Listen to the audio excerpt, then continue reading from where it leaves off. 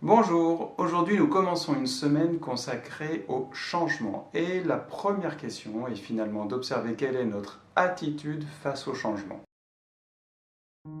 En préambule, Lise Bourbeau nous dit que nous sommes dans une période de changement, de grands changements et que du coup c'est assez naturel, assez normal que nous-mêmes ou nos proches ou etc. nous soyons tous dans des changements et confrontés à des changements. Alors cette façon d'aborder les choses me dérange un peu parce que ça fait appel à des croyances, en tout cas à des courants qui circulent, que surtout quand on se réfère à la date à laquelle a été publié le livre, c'était avant l'année 2012 je crois, où il y avait la fin du calendrier des Mayas, il y avait le passage à l'ère du Verseau, il y avait voilà, plein de choses comme ça dont je ne souhaite pas débattre ici du bien fondé ou pas, de la réalité ou pas. Du coup, ça me semble étonnant comme angle d'attaque. Cependant, si on se réfère aux écrits bouddhistes, il y a quelque chose qui ressort auquel j'ai pensé quand j'ai lu la question du jour, c'est il n'y a rien de constant si ce n'est le changement. Et c'est plutôt là-dessus que je vais m'appuyer aujourd'hui pour parler du changement.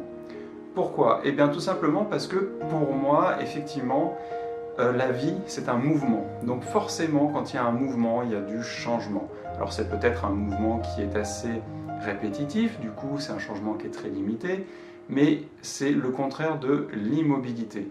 Et je pense que c'est plutôt sur cette thématique-là que les paroles de Bouddha étaient posées. Du coup, il y a forcément des changements et on a forcément une attitude, une réaction face aux changements. Et là, je parle des changements dans toute leur ampleur, parce que c'est la question inaugurale de la semaine. Du coup, on va essayer de balayer assez large. On connaît très bien le phénomène de résistance au changement. On n'aime pas que notre environnement change parce qu'on perd nos repères. Et le changement, c'est ça, c'est une perte de repères. Du coup, si on est plus ou moins aventureux, plus ou moins souple, plus ou moins confiant en nous-mêmes, eh bien on va plus ou moins s'opposer au changement. S'opposer au changement, ça peut prendre plein de formes différentes, c'est-à-dire vraiment lutter contre le changement, presque physiquement, et ça peut être aussi critiquer tout ce qui est nouveau, tout ce qui est différent de ce dont nous avons l'habitude, tout ce qui est différent de ce à quoi nous pensons, et des façons de faire différentes, des idées différentes, des projets différents. Voilà, à partir du moment où on est contre, où on critique, où ça vient nous embêter, nous ennuyer, eh bien, c'est une forme, pour moi, de résistance au changement, et on s'oppose un peu à ce mouvement-là.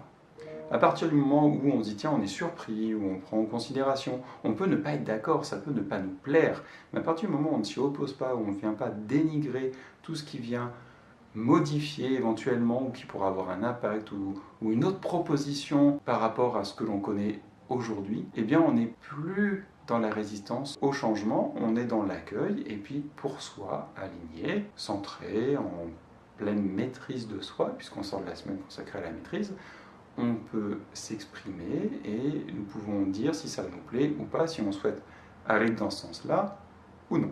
Le but du coup aujourd'hui est d'essayer de sonder, de voir en premier regard, sans autre question pour nous aiguiller sur des points particuliers, quelle est notre attitude face au changement. Voilà pour aujourd'hui, je m'arrête là, je vous souhaite une excellente journée et surtout comme chaque jour, prenez soin de vous.